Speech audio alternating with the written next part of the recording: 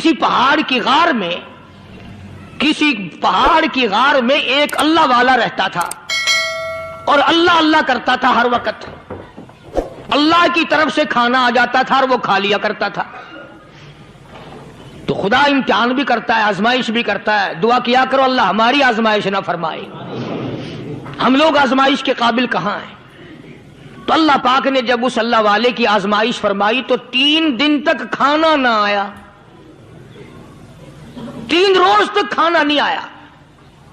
جب نہیں آیا تو بھوک نے ستایا, اور جب بھوک نے ستایا تو پریشانی ہوئی, اور جب پریشانی ہوئی تو دل میں خیال آیا کہ اب میرے لیے سوال کرنا جائز ہو گیا, اب تو میں بالکل بھوک نے تنگ کر دیا مجھے.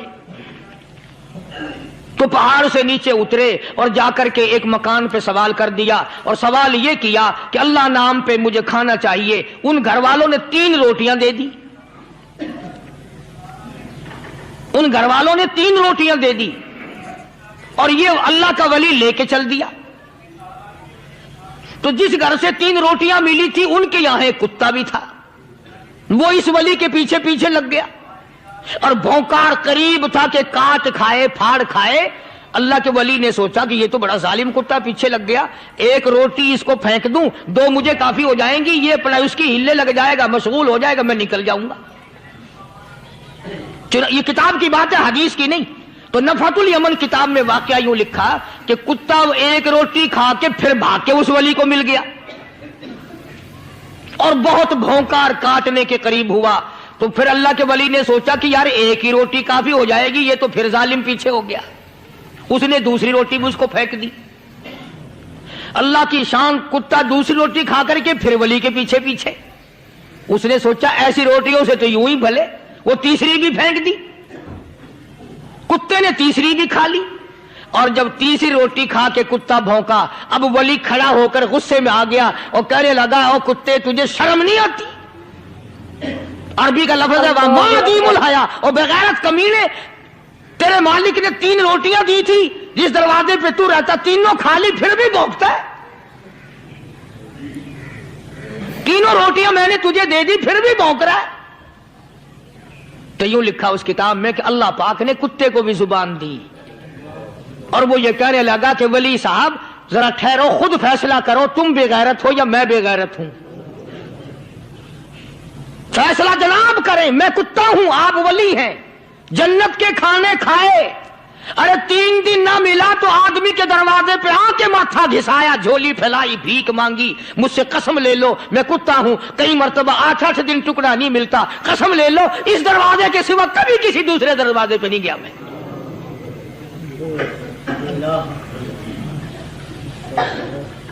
تجربہ کر لو, 3 دن کتے کو ٹکڑا ڈالو, 4تھے دن دم ہلا کر تمہارے پاؤں میں لٹے گا.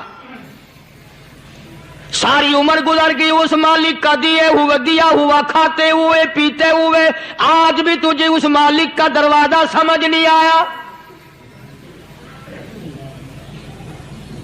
پانی وہ پلاتا, والذی ہوا یطعمنی ویسقین, وَإِذَا مَرِضْتُ فَهُوَ يَشْفِينِ. کتنا کھلاتا ہے, کتنے اعلیٰ درجے کے کھانے کھلاتا ہے, طرح طرح کے کھانے کھلاتا ہے. پالا اس نے, سنبھالا اس نے, زندگی اس نے دی, اولاد اس نے دی, خوبصورت بیوی اس نے دی, گھر آباد اس نے کیا. تھوڑی سی پریشانی آ گئی, اب جا کے قبر کے سامنے جھکا کھڑا ہے, اس مالک سے میرا کام نہیں چلا, او 4 گز زمین میں پڑنے والے, تو میری حاجت روائی کر دے.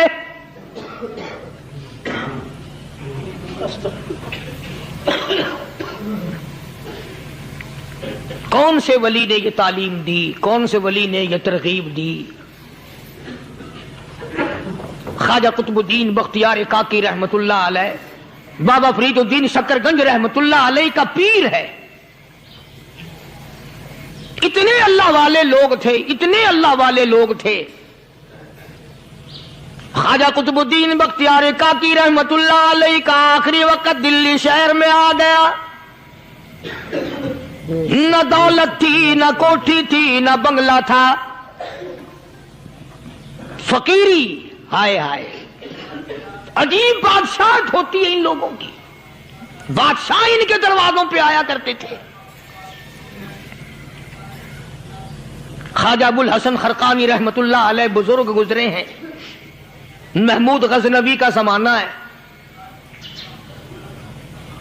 محمود غزنوی مرحوم بادشاہ نیک آدمی تھا. خواجہ ابو الحسن خرقانی رحمت اللہ علیہ کی خدمت میں آیا اور حضرت نے یوں پوچھ لیا، فرمایا محمود 2-4 دن پہلے بھی تو سنا تھا کہ تم ادھر آئے ہو، مجھ سے مل کے نہیں گئے؟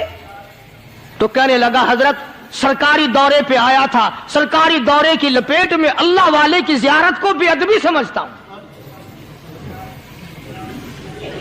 اللہ والے کی زیارت کرنے آؤں، کام کوئی اور لے کر آؤں اور اللہ والے کی زیارت کروں؟ میرے نزدیک یہ بے ادبی ہے. فرمایا آج ارادہ کر کے آئے ہو؟ کہ جی ہاں ارادہ کر کے آیا ہوں. باتیں ہوتی رہی. محمود کہنے لگا حضرت آج بہت بڑا کام لے کر آیا ہوں، دعا فرماؤ. سومناتھ کے مندر پہ حملے کا ارادہ ہے.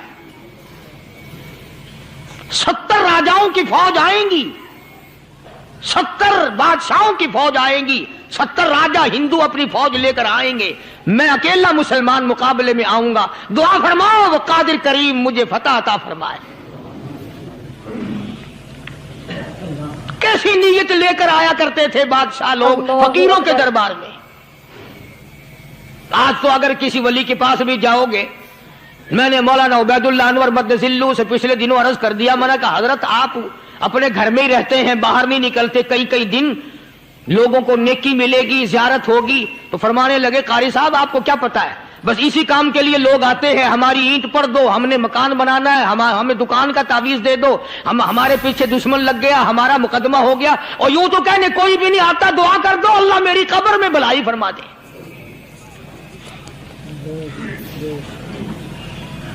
تو محمود غزنوی نے خواجہ ابو الحسن خرقانی سے درخواست کی کہ آپ دعا فرمائیں. اللہ والے نے دعا بھی فرمائی اور اپنا مسلح دے دیا.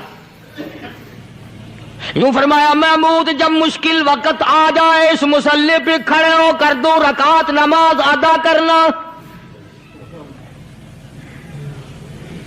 پتا چلا کہ اللہ کی مدد جو ہے وہ نماز کے ساتھ ہے.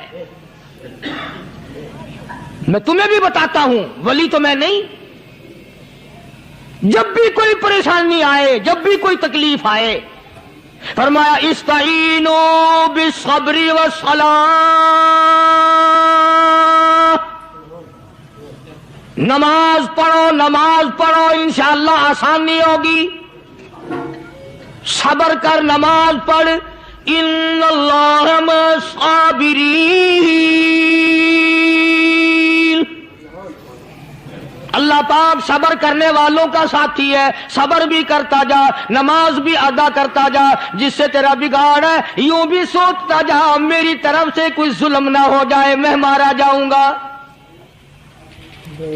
چھلا ساتھ لے کر چلا گیا اور اپنی فوج کو لے کر کے سومناتھ کے مندر پہ حملہ کر دیا.